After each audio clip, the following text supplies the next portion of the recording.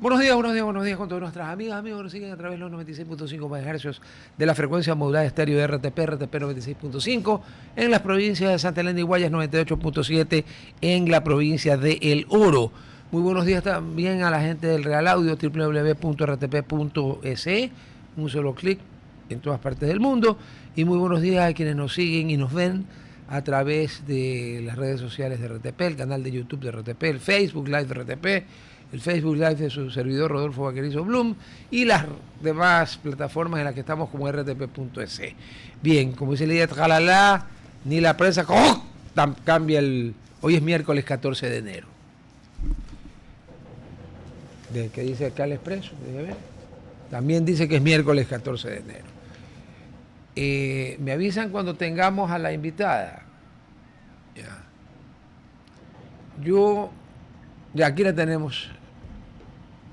Aquí tenemos.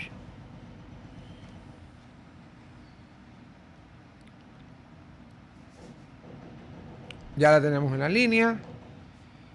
Un segundito, por favor. Bien. Está con nosotros la abogada Ivonne Telles, profesora investigadora de la Pontificia Universidad Católica del Ecuador, PUCE, abogada especialista en Derecho Internacional, está haciendo un doctorado en Derecho por la Universidad de Buenos Aires, porque me han puesto doctoranda, o sea que está haciendo el doctorado, máster en Derecho Internacional por la Universidad de Glasgow, espero que le guste el single malt, porque en Escocia hacen un muy buen whisky, abogado de la Universidad de Santa Buenaventura, etcétera. Muy buenos días, muchísimas gracias por acompañarnos. Y vamos a tirar la primera bomba. Marco Rubio recibe a Asfura, el de Honduras, en medio de una intervención grosera y para mí en la función electoral del Congreso, que ordena hacer contar de nuevo. ¿Qué es lo que pasa en Honduras? Es una extensión de los problemas de la región con el liderazgo de Trump por un lado y el socialismo del siglo XXI defendiéndose como puercoespín patas arriba, porque boca abajo no sirve de nada. ¿Qué pasa? ¿Se puede ordenarle a un consejo electoral que cuente de nuevo por parte del en ese caso es el poder legislativo? Claro que sí. Muy buenos días. Muchísimas gracias por la No, por invitación. favor. Bueno, a ver, creo que sí, hay múltiples aspectos acá. Em, es, o sea, desde el punto de vista del orden legal internacional y doméstico, hay principios que son claros, que han sido ampliamente violados últimamente, pero que no podemos dejar de trabajarlos porque son la base del sistema internacional. Uno de ellos, por supuesto, es la no injerencia en asuntos internos. Este es un principio que viene trabajado desde, diríamos, más o menos 1600, mediados de 1600, cuando se instauran las bases del sistema internacional actual. Entonces, ¿esto qué significa? Esto significa que un país no puede intervenir en los asuntos internos de otro país. Ahora, esto es el marco legal, por supuesto. Ahora, ¿qué pasa? Si un país interviniera, por ejemplo, como en este caso, en asuntos políticos, tiene que tener la venia del gobierno o del Estado receptor, en este caso, para considerarse que no es injerencia arbitraria. Sin embargo, conocemos que en los movimientos geopolíticos de Estados Unidos, todo lo que ha representado, o quizás las últimas elecciones, como el caso de Honduras, como el caso de Argentina, por ejemplo, O de Chile. correcto también, ha habido una participación, una interferencia directa de Estados Unidos. ¿Con qué objetivo? Pues creeríamos que principalmente, obviamente, es retomar el control del hemisferio, hay hacer un contrapeso a toda la presencia de China y de Rusia prácticamente, que es como los grandes poderes que ahorita nosotros tenemos en el mundo. Y esto entonces implica, de alguna manera, em, a ver, interferir y tratar de que los resultados sean favorables a los intereses que mantiene en este momento Estados Unidos en la región. Entonces, en esa línea, con la injerencia que ya de alguna manera abiertamente tuvo Estados Unidos en Honduras, pues no sorprendería que en este momento siga tomando partido, opinando sobre un proceso electoral. ¿Cuál es el problema acá? El problema es que si hay una venia del Estado receptor, insisto, ok, porque el Estado receptor es soberano. El problema surge cuando no existe esto, porque de todas maneras estamos viendo que se viola el principio de la no injerencia y que son los estados los que autónomamente, independientemente, tienen que decidir el curso de su futuro político, de su modelo económico, social, cultural, etc., etc. Por ahí, Ivonne, te habla Sofía Forner, es un gusto. Quisiera preguntarte, y para que los oyentes entiendan, todos estos problemas terminan siendo de muchos países problemas domésticos. ¿Cuándo llega a pasar o dar el paso a ser un problema doméstico, problema local y convertirse a relevancia internacional, como estamos viendo que Estados Unidos se está involucrando en diferentes países? ¿Cuándo se hace esta distinción y por qué es tan importante para lo que está pasando en Latinoamérica? Claro que sí. Bueno, un gusto también, Sofía. Y, a ver, lo que se llama asunto doméstico es lo que está, digamos, en el ámbito legislativo, político, económico, social, dentro de la frontera del Estado y que compete al Estado directamente decidirlo a través de sus poderes tradicionales, más allá de las diferencias que puedan existir entre de Estado a Estado, pero dentro de los poderes tradicionales. Esto es lo que se entiende como un asunto interno. ¿Cuándo se eleva a un asunto internacional? En términos muy sencillos, cuando hay dos estados o más involucrados o cuando hay, por ejemplo, organizaciones internacionales involucradas en cualquier asunto. Entonces, en este caso se entiende que un proceso, por ejemplo, electoral, más allá de todos los intereses que esto despierte, de todas maneras es un proceso autónomo, soberano, independiente, de cualquier estado. Hay, por ejemplo, veedurías internacionales que nosotros son las que hemos estado acostumbrados a ver, pero estas veedurías tienen un orden, una característica de ser imparciales y lo único que hacen es verificar que un proceso electoral, por ejemplo, se lleve a través de medios transparentes, ¿no? Que se cumpla con todo un proceso, sobre todo de transparencia, pero nunca tomando posición frente a los candidatos o tomando posiciones frente a posibles resultados que quisieran tener. Ahora, esto es, digamos, la parte formal del asunto. Políticamente sabemos que va a haber injerencia y va a haber intereses que se movilizan, pero estos intereses políticos nunca podrían sobrepasar el marco de la legalidad. Ahora, ¿qué hemos tenido nosotros en el último tiempo, sobre todo en el último año?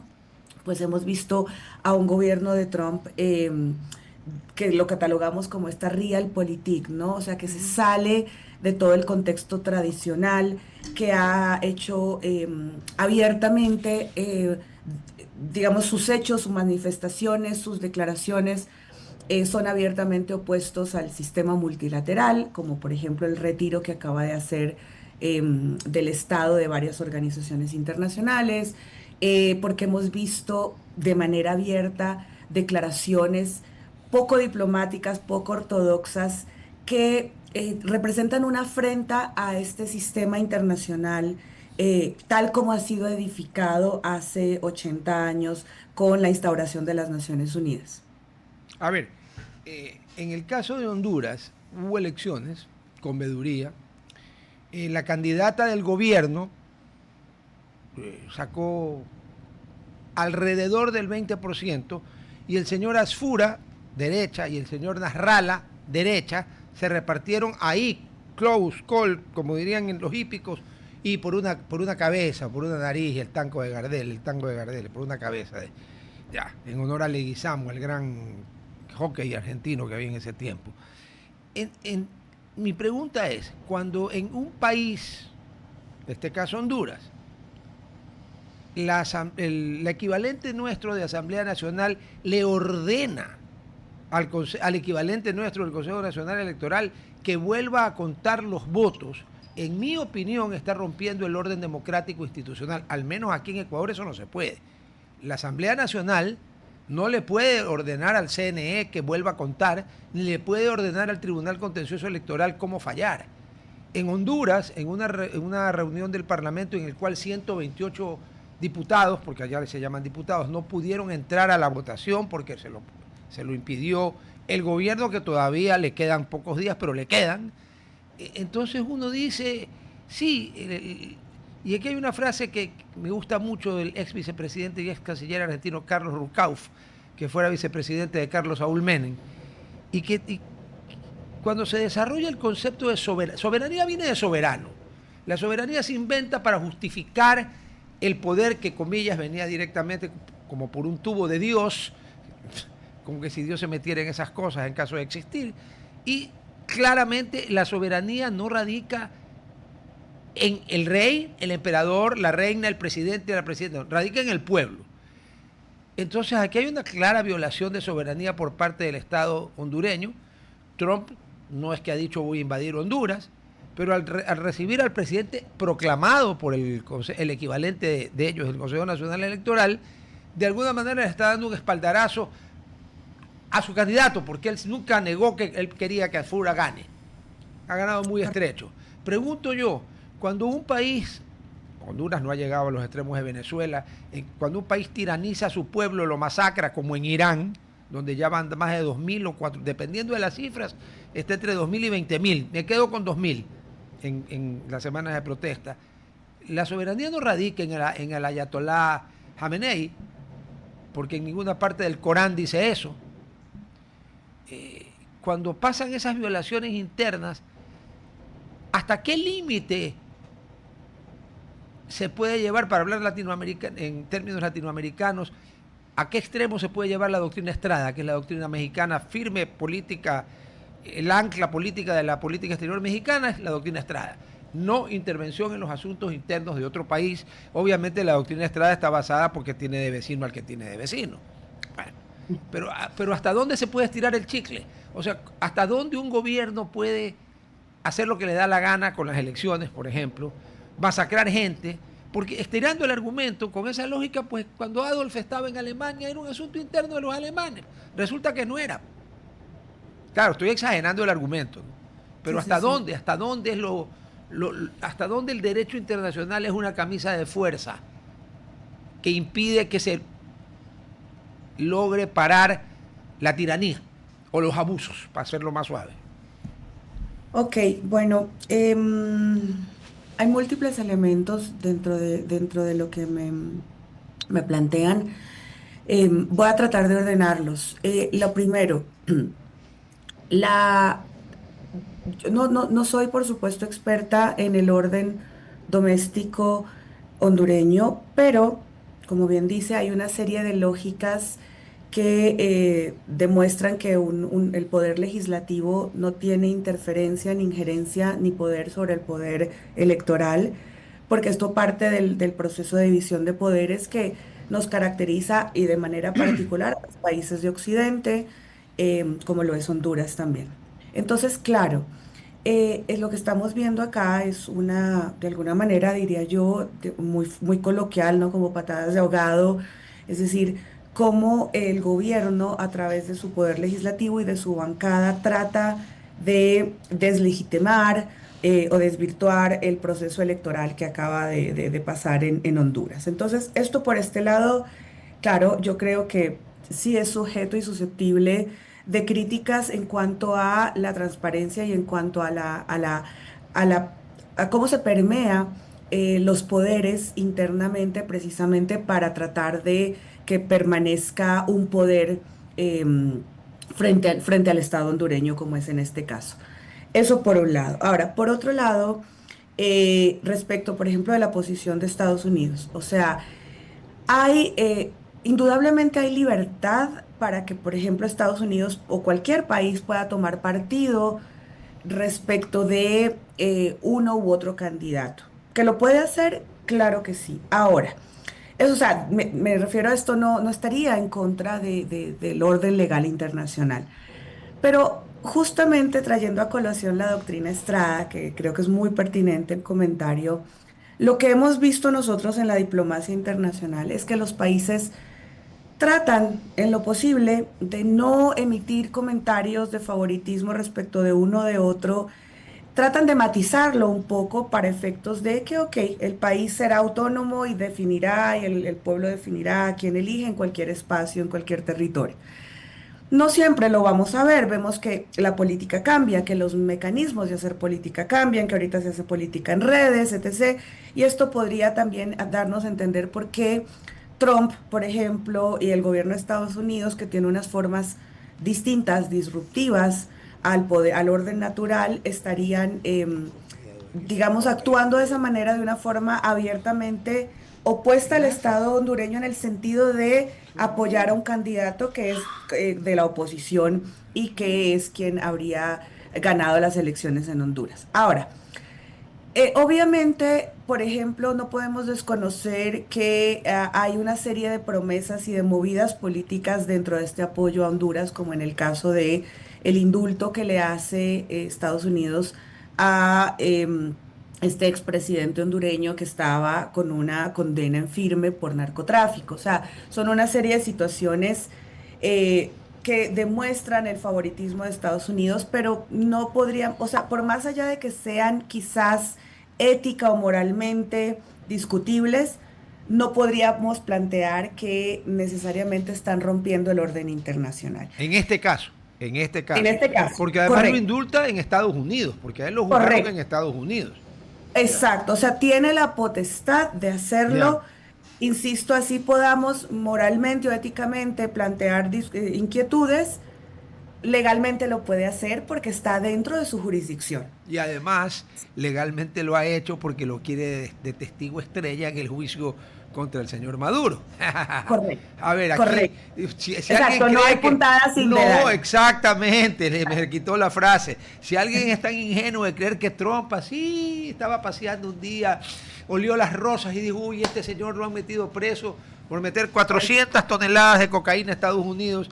Ah, pero no ha de ser tanto, no, pobrecito, lo voy a indultar. No, no, no, no, no, no. Lo quiere de Claro, testigo. Lo quiere de correcto. testigo. Uno de los testigos estrella en el caso contra Maduro va a ser este señor. Es correcto, es correcto. Y ahora, hay un tercer componente que creo que es muy importante, que me mencionaban en el planteamiento inicial, y tiene que ver con el límite a la tiranía, llamémoslo en esos términos. Es decir, hasta qué punto el Estado sí, el pueblo es soberano, hasta qué punto tiene que someterse a un régimen autoritario, etc.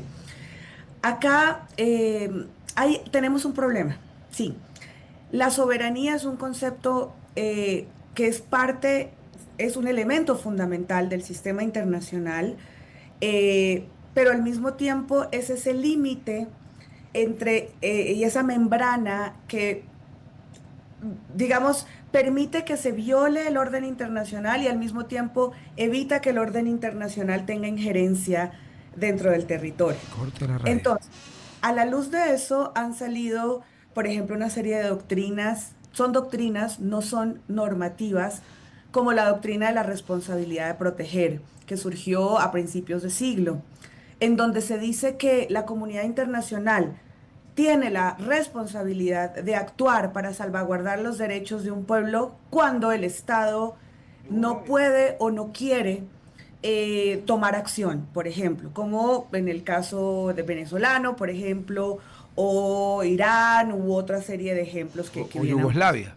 Serbia, cuando fue la limpieza étnica.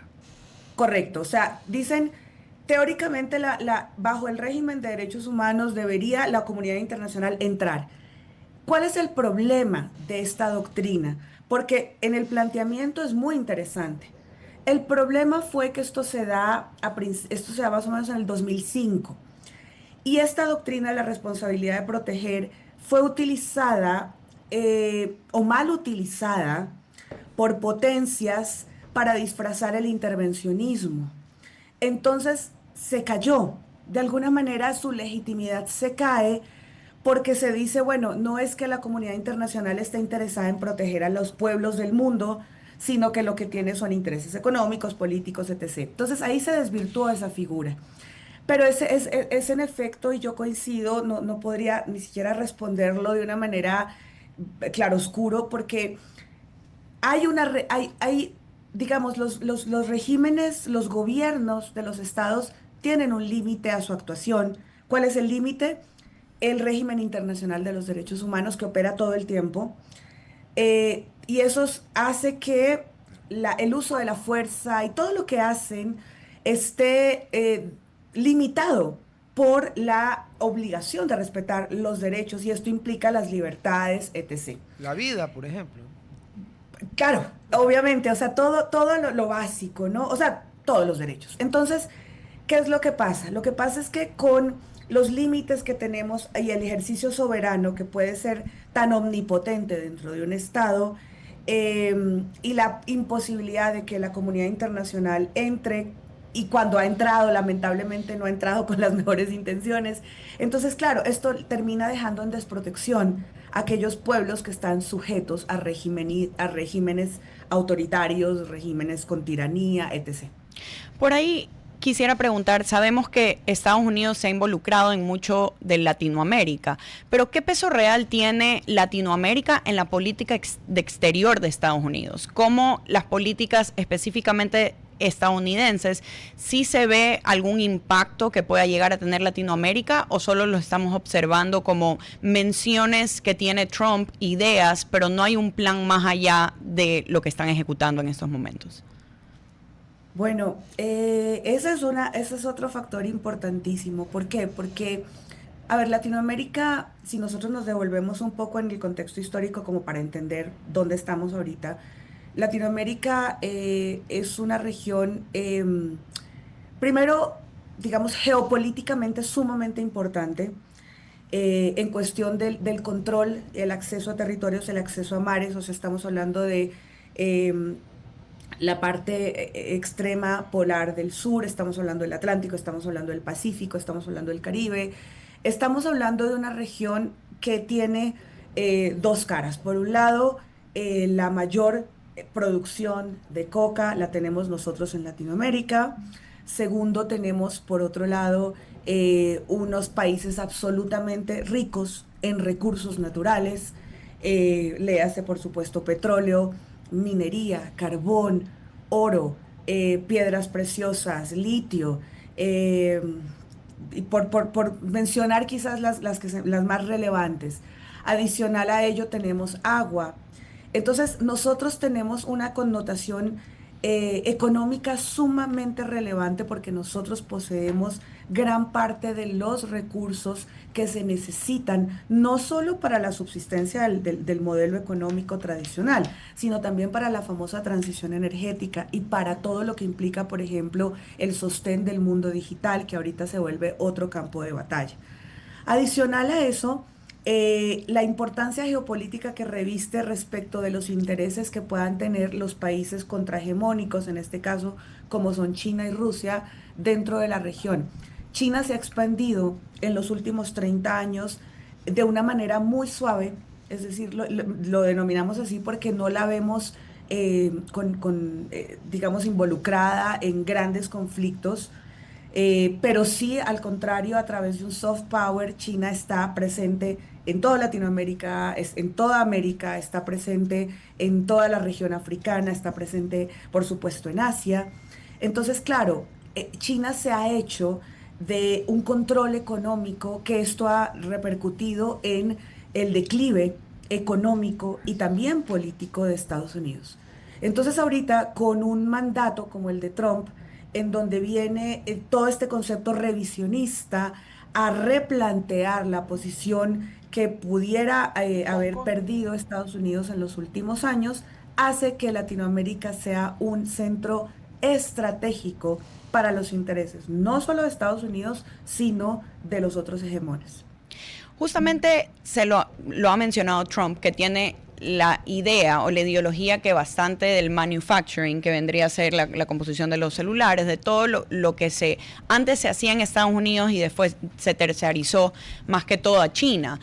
¿Cómo pudiera cambiar la estrategia económica si Estados Unidos llega a en realidad volver a tener las fábricas que tenía, poder tener los recursos que probablemente Latinoamérica lo pueden dar? ¿Cómo eso internacionalmente vendría a cambiar dónde está Estados Unidos posicionado económicamente? Tomando en cuenta que en la década a fines de la Segunda Guerra Mundial y durante toda la década de los 50 y prácticamente también todos los 60, porque Europa se estaba reconstruyendo, Estados Unidos era la gran fábrica del mundo.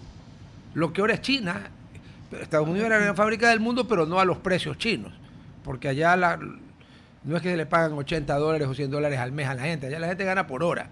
Pero, y hay una derivación económica interesante del tema geopolítico. En esta etapa del siglo XXI, es tan importante la manufactura. Eso ya pues, es la segunda ola. Alvin Toffler lo escribió en la tercera ola y después en la cuarta ola lo terminó de desarrollar. Pero, en cambio, genera empleo. Y generar empleo genera votos. Es la única explicación que se me da a mí, porque la manufactura ya no es importante. Otra cosa es lo importante, ¿o no? Bien, bueno, creo que, digamos, yendo en la lógica de los cuestionamientos, en el momento en que Estados Unidos se hace nuevamente al control de territorios con recursos estratégicos, pues lógicamente esto lo va a reposicionar y sobre todo esto va a representar un debilitamiento, a ver, podemos ponerlo en estos términos, quizás un debilitamiento hasta cierto punto del alcance chino frente a un control paralelo, paritario, que estaría ejerciendo Estados Unidos. ¿Qué es lo que pasa? China tiene desplegado a lo largo y ancho del mundo un proceso económico muy fuerte. O sea, vemos, em, por ejemplo, en África ha habido inclusive muchísima inversión en infraestructura por parte de China a través de concesiones. Es decir, China está no solo presente, sino está rentando y lucrándose de una cantidad de inversiones y esta ha sido una lógica de China que ha estado, digamos, por ejemplo, en África muy plausiblemente enfocada al desarrollo de la región. Entonces, claro, es muy bien vista, mientras que cuando Estados Unidos ha llegado con destrucción por conflictos, por otra serie de cosas, no lo ha hecho de la manera en que lo ha hecho China. Entonces, esto representa el manejo y el control chino eh, de manera muy, muy clara, insisto, a lo largo y ancho del mundo. Ahora, ¿qué está haciendo Estados Unidos? Y esto lo vimos nosotros con el Make America Great Again y todo el volver y retomar este nacionalismo. Lo que está pretendiendo acá Estados Unidos, por supuesto, es retomar y recobrar control económico, porque es el control económico el que da el control político. Entonces, ahora, el tema de la manufactura, por ejemplo, coincido en que con las transiciones sí pudiera, o sea, va perdiendo indudablemente la importancia porque estamos mucho más industrializados, pero pensemos que de todas maneras estos procesos y esta misma industrialización, por más tecnológica que sea, de todas maneras hay una serie digamos, de actividades que requieren un acceso a recursos, que requieren una mano de obra y una mano de obra barata. Entonces, la misma dinámica que nos ha mantenido a los países periféricos alrededor de los países industrializados en cuanto a estar dando recursos y mano de obra barata, esa lógica se mantiene y es una lógica que le interesa al hegemón, mantener entre menos industrializados, entre menos desarrollados, para el centro es mejor porque mantiene la lógica de producción del capital y la gran división del trabajo se mantiene tal como fue establecida, sobre todo en la Guerra Fría, que es donde triunfa este modelo económico planteado por Estados Unidos. Y Estados Unidos no quiere separarse de esa lógica, por ello Estados Unidos, por ejemplo, todo lo que tiene que ver con ambiente bajo Trump se ha dado pasos atrás porque su intención es seguir en el proceso de acumulación de capital, que es el proceso que Estados Unidos bien conoce. Y para ello necesita la lógica de países periféricos versus países de centro, en donde nosotros seamos los eternos proveedores. O sea, eso hay que tenerlo sumamente claro. Bueno, para mí está clarísimo. El problema es que, al menos, ejemplos, Argentina, que he estado varias veces y una vez viví un año entero, así que puedo hablar de Argentina. Tanto Argentina como Ecuador, no sé los demás, cuando con la economía cepalina tratamos de sustituir las importaciones, ¿qué fue lo que logramos? Industrias de mentira. Por ejemplo, aquí no se fabrican vehículos, perdón, se ensamblan kits. Pero aquí hablamos de la industria automotriz. Estos individuos de los periódicos hablan de la industria automotriz. ¿Cuál industria automotriz? Otra. No.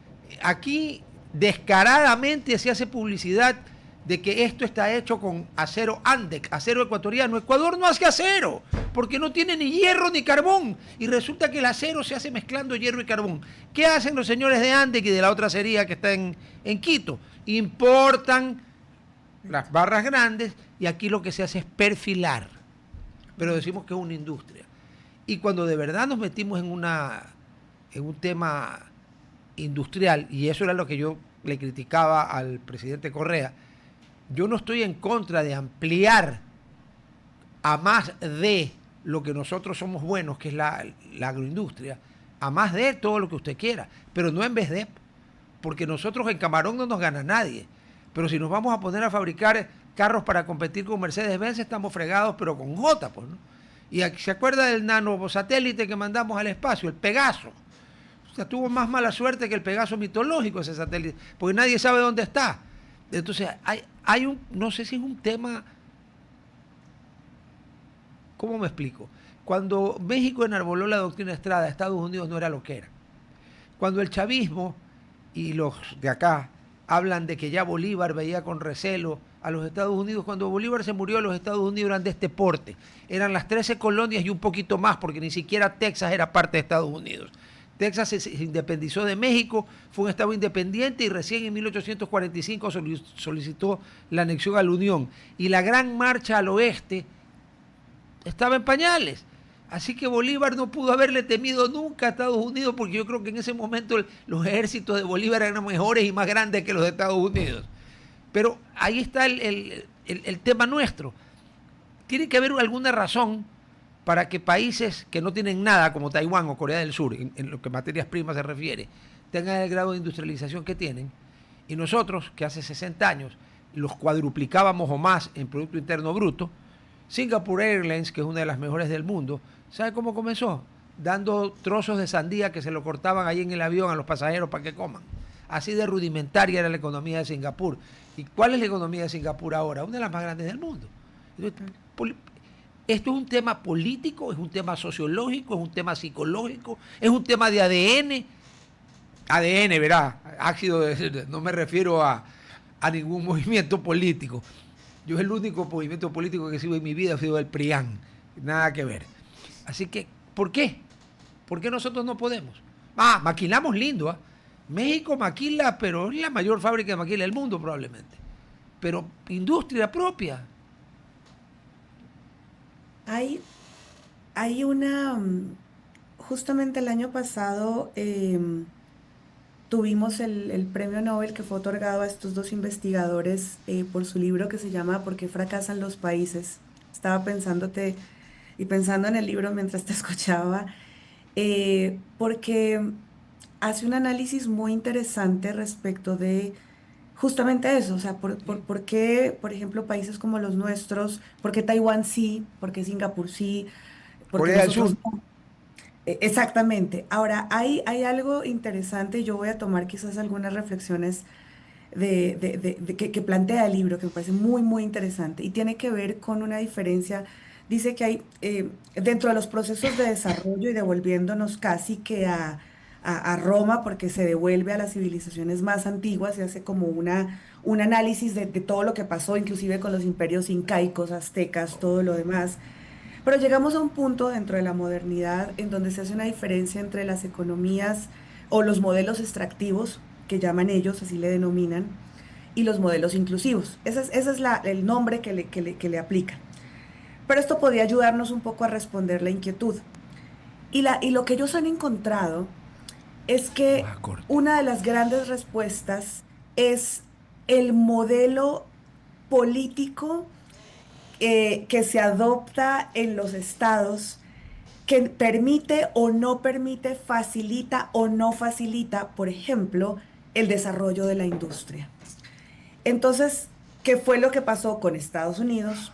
¿Qué fue lo que pasó con Taiwán? Más allá de que tengamos o no tengamos recursos, porque no es un tema solamente de extractivismo, es un tema del modelo que ha adoptado precisamente que facilita, insisto, por ejemplo, el emprendimiento.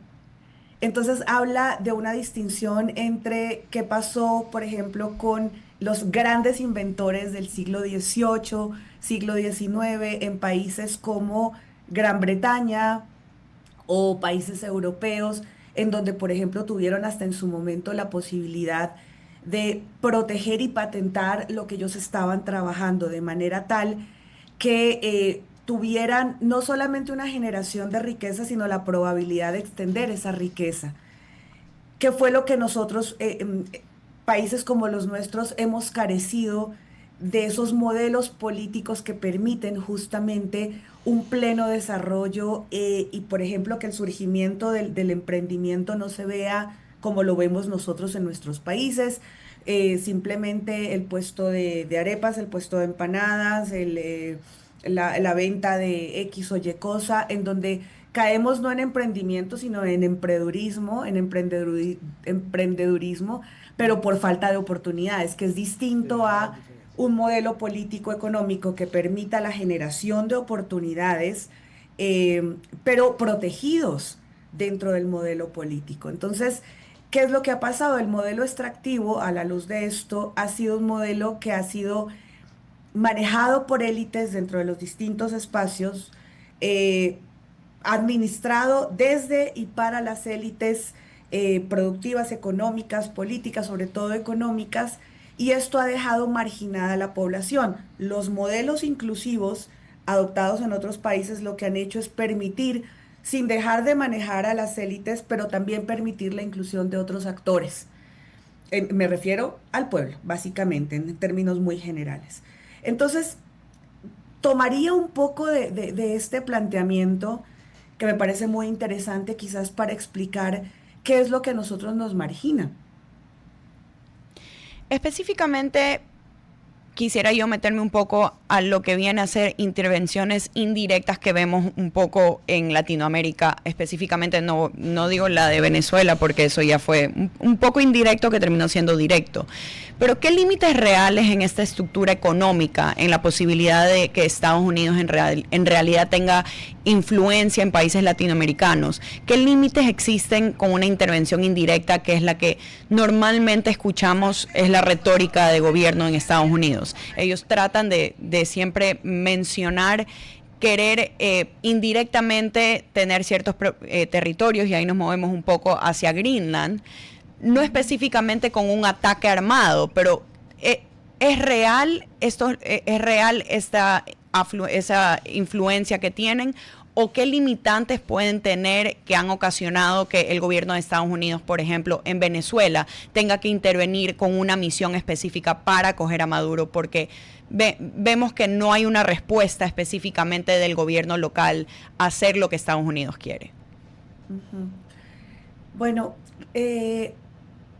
volvemos en la parte formal, claro, los límites volverían a ser los mismos. O sea, necesariamente tengo que hablar del orden legal internacional y de los principios que llaman a las relaciones internacionales, ¿no? Entonces volvemos al punto, el límite es el no intervencionismo, el no colonialismo, la no injerencia en asuntos internos, el no uso de la fuerza, respetar la igualdad soberana de los países, por ejemplo. Esto sería como el límite legal a estas acciones. Ahora, eh, políticamente hablando, yo me atrevo a decir que en cambio aquí no hay límite. ¿Por qué? Porque lo político, pues claro, desdibuja lo legal, o porque lo político tiende a usar el régimen legal para buscar y conseguir los fines que pretende. Y en esa línea, entonces, mientras, o sea, Estados Unidos siempre ha tenido una injerencia en la región latinoamericana y americana en términos generales. Em, Sin embargo, esa injerencia ha sido limitada o contrarrestada por la presencia de nuevos gobiernos, de gobiernos con una postura no pro Estados Unidos, como lo vimos a lo largo de este siglo, durante estos años, con los primero gobiernos del siglo XXI y ahorita con gobiernos que se distancian, como en el caso colombiano, mexicano, Brasil, Chile, todavía con Boric y bueno, y otros países, Uruguay, por ejemplo, en este momento.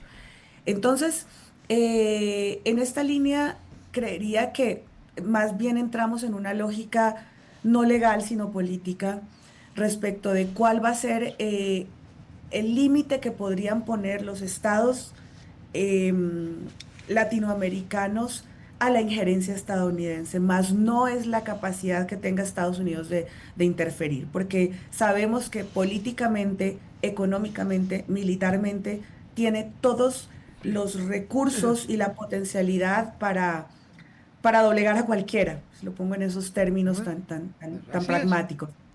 Pero justamente lo pregunto porque en una de las noticias que tenemos aquí en RTP menciona que el presidente francés Emmanuel Macron habló un poco sobre que Estados Unidos tuviera consecuencias sin precedentes si llega a violar la soberanía de Groenlandia. Y una de las cosas, un gesto político que ha hecho Francia específicamente, es que París abrirá un consulado en Groenlandia el 6 de febrero. Ujú. Considerando un poco, podemos decir que esta es una respuesta internacional de los movimientos que está pasando en Estados Unidos, con una posibilidad a que esto escale, o en realidad es más o menos el flujo que se ve en un conflicto internacional antes que llegue a, digamos, la idea de boots on the ground o haya la necesidad de pelear por un territorio. Ujú. Bueno, a ver, el tema de Groenlandia es un tema súper complejo porque no existe ningún título previo, llamémoslo así. Título me refiero a mapa o algún antecedente histórico que haya dicho o que haya establecido que ese territorio le pertenece a Estados Unidos. Primera cosa.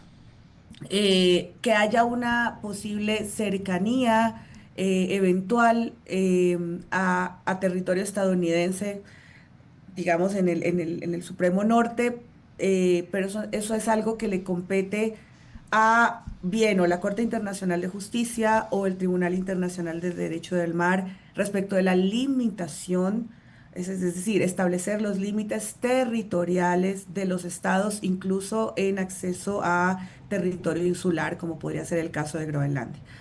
Entonces, técnicamente la vía es una solución pacífica de controversia si es que Estados Unidos está disputando el territorio de Groenlandia a Dinamarca.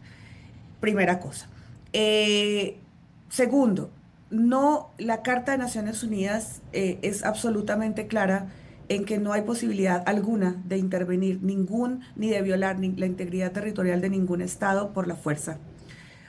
Por lo tanto, todo lo que está planteando Trump está fuera del margen de la legalidad. Ahora, Francia como potencia también tiene la posibilidad como potencia, porque de todas maneras es uno de los países más poderosos, se inserta dentro de ellos, tiene la posibilidad de contrarrestar y claro, el hecho de anunciar, por ejemplo, la presencia de la embajada, presencia consular en territorio, lo que está haciendo es decir, ok, si atacan Groenlandia, atacan mi país, porque presuntamente podrían atacar la embajada o las instalaciones consulares, y con esto daría pie a que Francia estableciera que se está atacando también a su propio país, activaría la legítima defensa y como miembro también del Consejo de Seguridad podría actuar en esa línea militarmente. O sea, estos son, sí, anuncios previos hostiles, sí, de posibles respuestas ante una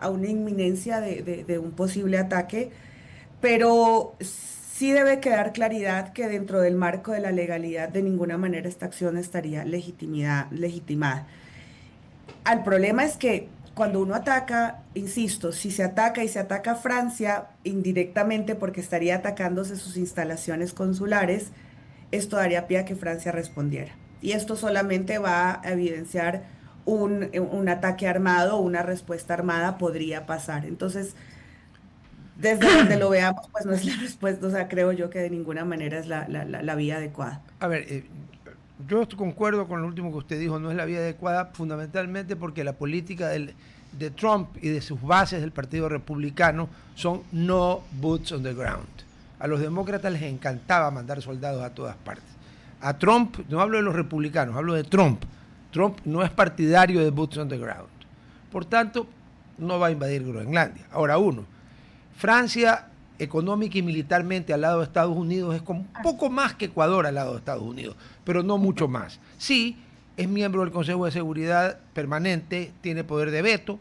¿Y qué va a vetar? Va a vetar la invasión que no se va a dar.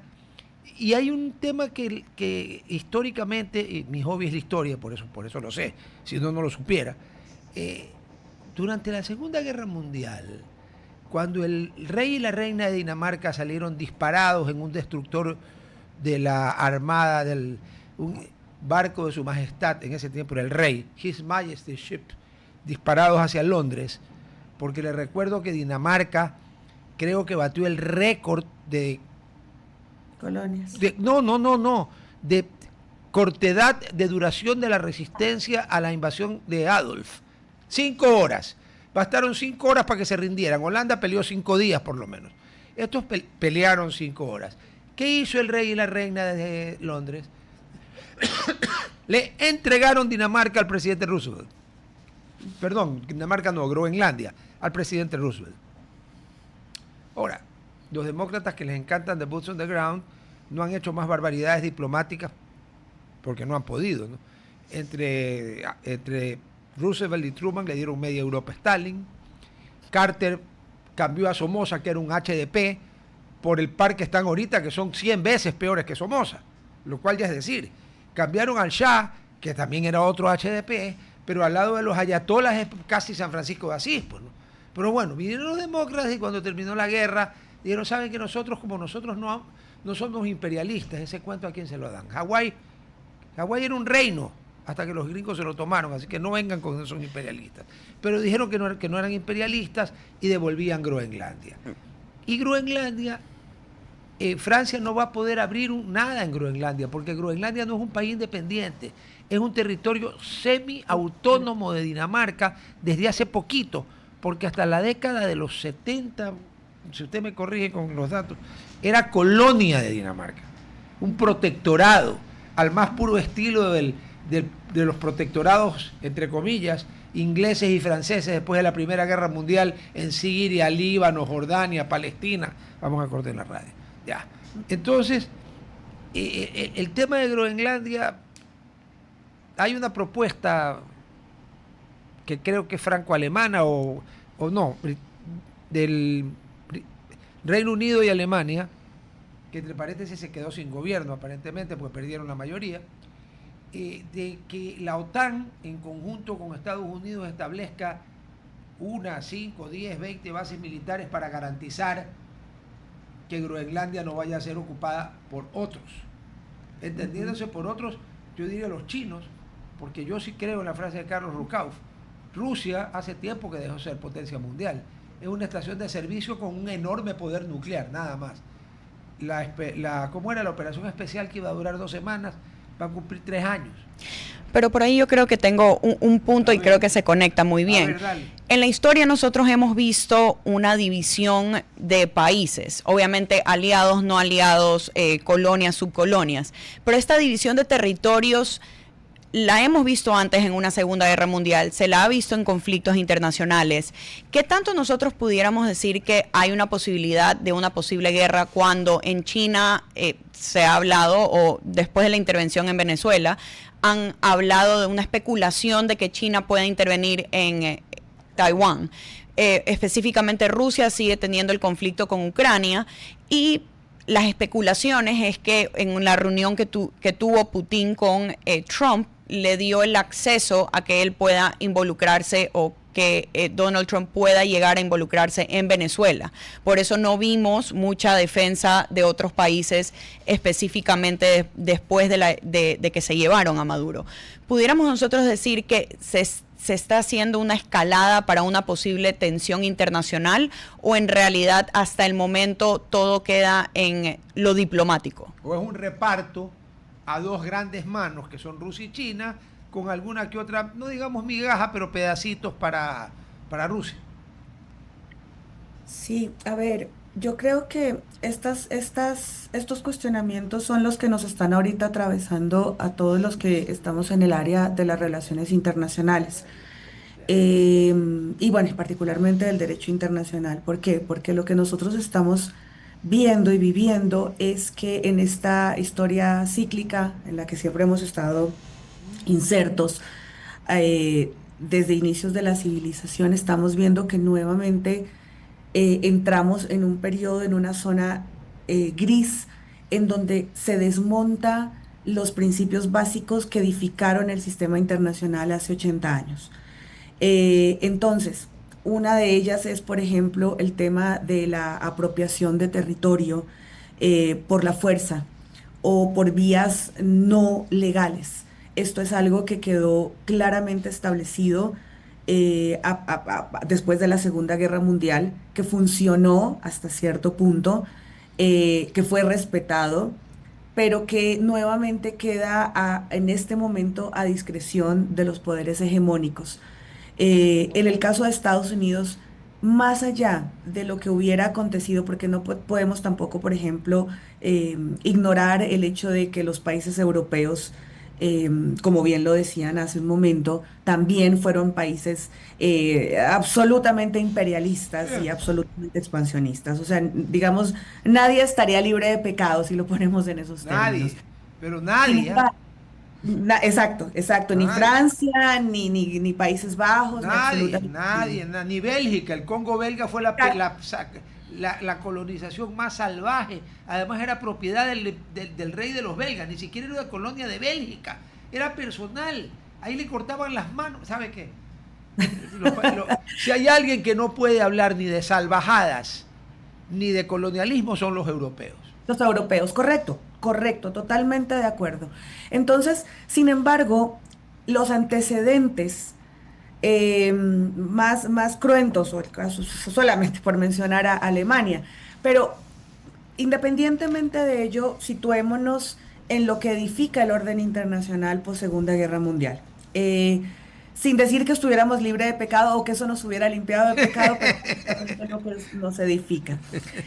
Y en esa línea, claro, hay una serie de principios y lo que esto nos dicta es que inclusive si hubiera disputas en cuanto a títulos de carácter territorial, como lo hemos visto en múltiples casos alrededor del mundo, tienen que ser tratados bajo el sistema de justicia internacional. Eso es un hecho. Pero no por la fuerza, no por la coacción. Entonces, esto se traslada también, por ejemplo, a la inquietud de Taiwán, no Ay, solamente de Groenlandia. En el caso de la posibilidad de que China quiera realmente tomarse Taiwán, como lo ha venido amenazando. Es decir, todos estos conflictos ahorita latentes, el caso ucraniano es lo mismo, el caso de Gaza es lo mismo, porque todo es territorio a la final, y todos terminan en esta lógica de estar sujetos a la posibilidad de intervención territorial o de ya una efectiva intervención. A la luz del régimen internacional, esto no debería ser disputado por la fuerza nunca. El problema es que ahorita estamos sujetos a las dinámicas del poder. Y en las dinámicas del poder, mi marco legal se cae absolutamente porque yo quedo, digamos, el marco legal queda totalmente sujeto a la capacidad, en este caso, de poder, léase económico, armamentista sobre todo, que va a ser el que determina el curso de las cosas o eventualmente la coacción. Entonces, ese es el gran nudo crítico en este momento, que nos sorprendemos ante el desmonte del sistema, pero nos deja totalmente desarmados, diría yo, porque frente a unas lógicas que responden a otro tipo de dinámicas que se salen totalmente del respeto a un orden internacional, no sabemos cuáles pueden ser las siguientes acciones. Ese es el gran nudo crítico. A ver, pero históricamente, y Sofía, que nos acompaña los lunes, y ahora va a ser lunes y miércoles en vez de lunes y viernes, su grado universitario es en Historia Antigua de Grecia y Roma. Y desde esa época, y vámonos más atrás, la batalla de Kadesh entre los egipcios y los hititas por el control de toda esa parte, los grandes imperios o los que tienen la fuerza, que la ley dice, ¿sabes qué? La ley, hay una frase del célebre teórico y filósofo militar alemán von Clausewitz, que dice que la guerra es la continuación de la diplomacia por otros medios. Y uniendo derecho internacional con diplomacia, digamos que la guerra es el derecho internacional por otros medios, el de la fuerza, que es justamente el oxímoron del derecho. El derecho es justamente no la fuerza, el derecho, la razón. Pero bueno, Claro. bueno, pero Chile tiene de lema en su bandera y en su escudo, por la razón o por la fuerza. Porque cuando no alcanza la razón, hay un problema. Y ahora, Europa tiene, y Francia particularmente, tiene clavada la espina en la grandeur de la France, como diría el presidente de Gaulle, de que en la Primera Guerra Mundial, si no es por la intervención americana, perdían la guerra. Porque ya lo que era el Imperio Ruso se rindió y firmó el Tratado de Brest-Litovsk y liberó. La Primera Guerra la ganan porque llegan 2 millones de soldados de Estados Unidos. Y llevan la peste americana, porque la influenza se originó en Estados Unidos y la llevaron las tropas americanas, ¿no? Gripe española es una otra más leyenda negra contra España, pero no es española. Y en la Segunda Guerra Mundial, a Adolf le tomó 6 semanas tomarse toda Francia. O sea que eran más o menos una parte era la Francia de Vichy, donde el mariscal Pétain no se sonaba la nariz sin pedir permiso, y el resto estaba ocupado. ¿Quién los liberó? Estados Unidos. Entonces viven con eso atragantado. Se olvidan de que sin el plan Marshall, solo Dios sabe dónde estarían, porque estaban destruidos. 6 años de guerra, ¿no? Tenían todo el derecho a estar destruidos. Pero mire usted, Alemania y Japón quedaron mucho más destruidos que Francia o que cualquier otro, con excepción de Polonia quizás, que cualquier otro país de Europa. Y mire a dónde llegaron pese a estar totalmente destruidos. En el año 50, con las Naciones Unidas en pleno, aprovechando que los rusos se habían puesto bravos y se habían ido, Estados Unidos logró que las Naciones Unidas intervengan en Corea del Sur cuando Corea del Norte lo invadió, violando el derecho internacional. O sea, llega un momento en que usted bien dijo una frase que es real: la historia es cíclica. Yo no creo que la historia es lineal, la historia es circular y cíclica. ¿Ya? Llega un momento en que, fíjese la barbaridad, la salvajada de las armas nucleares es la que ha permitido que durante 80, vamos para 81 años, las grandes potencias que las tienen, que son las grandes potencias más algún otro, porque yo estoy seguro que Israel la tiene, estoy seguro que Sudáfrica la tiene, y estoy seguro que Arabia Saudita, si no la tiene, la puede tener en 5 minutos.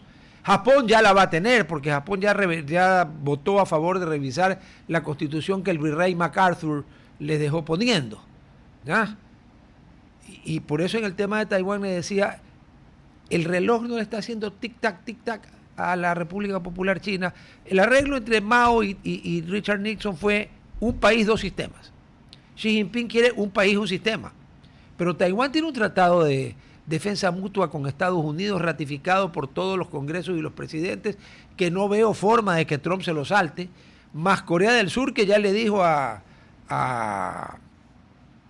Taiwán que cuente con ellos, y la primer ministra de Japón, que es de ultraderecha, no solo le dijo que cuente con ellos también, sino que se ha embarcado en un plan de rearmamiento como el de Alemania, impresionante. Entonces, el reloj está haciendo tic-tac. Hay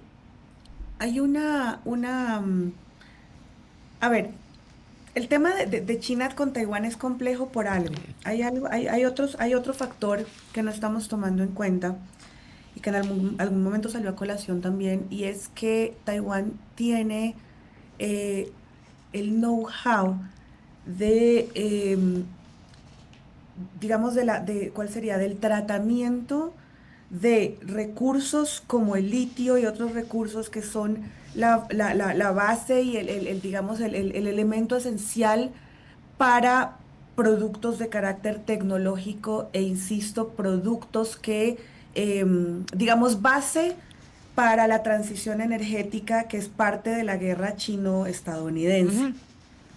Se dice también incluso que tanta riqueza se tiene en el conocimiento y en una serie no sé si llamar las bases, pero digamos instalaciones que están específicamente diseñadas para todo esto, que al ser un proveedor básico para la tecnología, está tanto en el interés estadounidense como el Es interés chino. correcto, obvio. Y esto hace que si llegara a destruirse con una posible intervención de cualquier lado, generaría un efecto económico devastador para ambos países. Y esto también sería un tema que explicaría por qué el status quo y por qué la amenaza se mantiene como amenaza y no se hace y no se materializa, Porque no les conviene.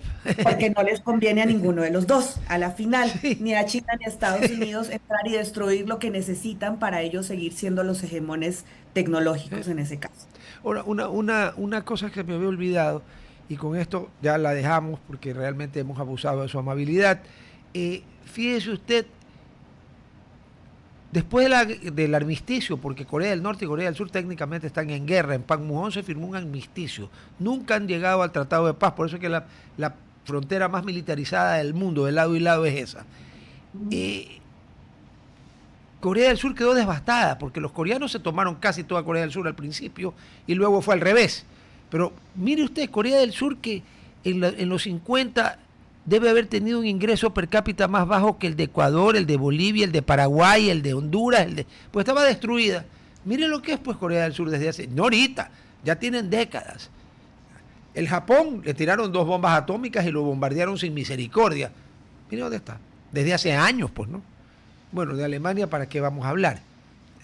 Pero esos países, perdón, es que en la historia política es una regla inmutable que hay que irse hasta el fondo de la isla, perdón, de la fosa de las Marianas, para pisar suelo y salir volando y ser como estos que quedaron destruidos, porque realmente a nosotros nunca nos ha pasado eso. Hemos tenido problemas, guerritas, cositas que a nivel mundial dan risa, pero a nosotros nos han impactado mucho, pero no son lo suficientemente grandes como para decir, oye, te hundiste 30 metros debajo de lo que sabemos y saliste.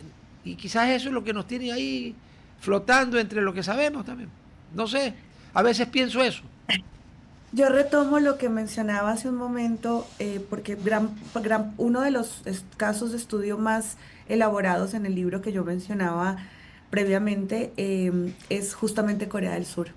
Y yo retomo, porque me parece muy interesante la tesis que tiene que ver justamente con el modelo inclusivo que se plantea, es decir, el modelo económico, perdón, político que se adopta dentro de estos países, inclusive donde esos países, como usted dice, que han sido totalmente devastados y que han tenido que casi reconstruirse desde cero.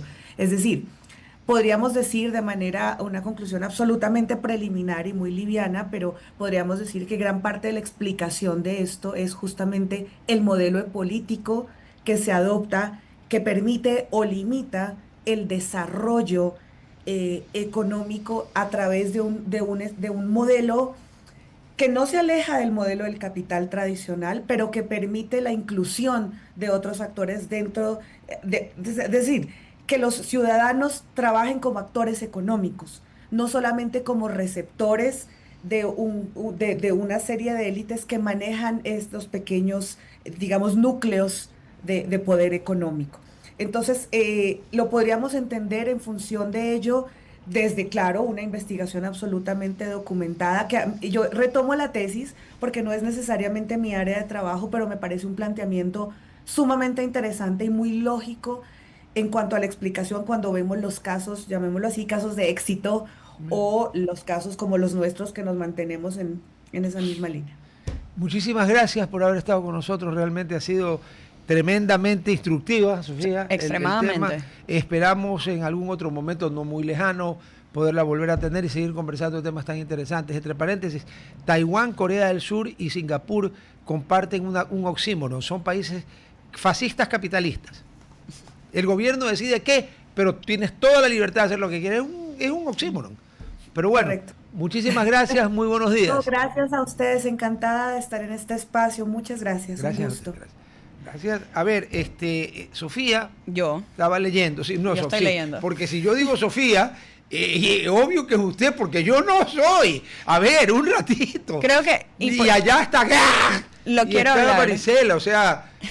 Y quiero hablar de me este voy a caso. separar ya, pues usted ya está peligroso. No, porque justamente, A ver, ya que no voy a estar los viernes de gabardina, creo que es importante decirlo, no, a ver usted si lo puede venir notamos. Si quiere, voy a ir a Gabardina, ¿no? Yo no tengo problema. Pero justamente estamos leyendo el Expreso, página 16, los procesos judiciales. Ya. Y sale una imagen, empiezo a leer el artículo porque Rodolfo El me título, dice... es que yo vi el título. Caso ¿Qué es eso? Arcentales, justamente 1.492 días Qué de bestia. clamor por de una madre por justicia. Y quiero leer este Dele. artículo porque en realidad a veces nos olvidamos, lamentablemente con lo que pasa en este país, nos olvidamos de muchas cosas. Noemí Arcentales, quien el 12 de diciembre del 2021 fue hallada sin vida en el piso 13 de un departamento en Manta, dice que hasta el día de hoy, por falta de garantías, por el cumplimiento de una sentencia, aún no está en firme. Esta sentencia es por 3 años de prisión por violencia psicológica, la cual no ha sido ratificada por la Corte Nacional de Justicia. El procesado, el ex fiscal Juan Carlos Izquierdo, quien era su pareja, sí que, si no, Ya me acordé. es la persona que es acusada de, no de femicidio en este caso, pero de violencia psicológica, que es lo que se ha podido probar. Lo más probable es que una vez firme la sentencia, hayan 2 opciones, dice la madre de la víctima, que se presente voluntariamente ante la justicia para cumplir la pena, lo que sabemos que no pasa, o lo que probablemente pase que es esté él en condición de prófugo y se vaya. Lo que es importante, este caso, a esta señorita se le encontró el día 12 de diciembre del 2021 en su vivienda, en la cual, 4 años. a la cual había fallecido, y mencionaban en este caso que era por suicidarse. El acusado, cuando la madre entra o ingresa al inmueble donde está su hija, le grita: yo no le he hecho nada a tu hija, lo cual es preocupante porque una persona que no es culpable, su primera reacción no sería decir algo así. La madre menciona que su hija pesaba 125 libras y el techo y paredes eran frágiles del inmueble, pero todo estaba intacto. Cuando una persona se ahorca, empieza a mover su cuerpo en los últimos segundos, Patea. los cuales no habían indicios exacto en el inmueble de que algo había sucedido de esa magnitud. Esa noche no le hicieron autopsia a mi hija, menciona, porque no había quien la haga. Cuando se entrega a la hija, estaba golpeada de la mandíbula, manos, entrepiernas y hasta los pies.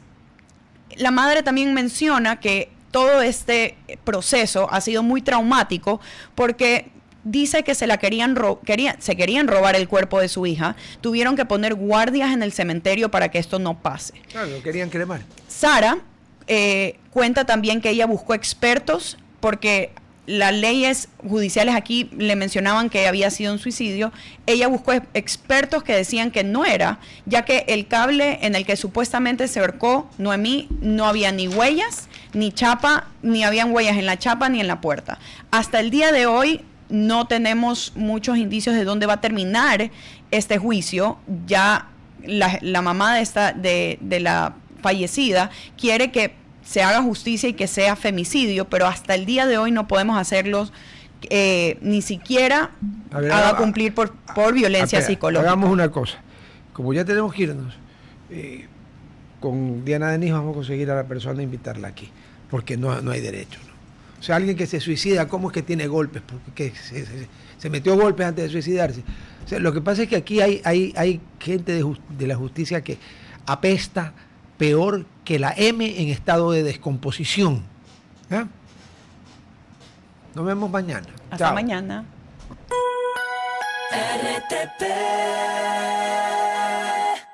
Inicio de espacio.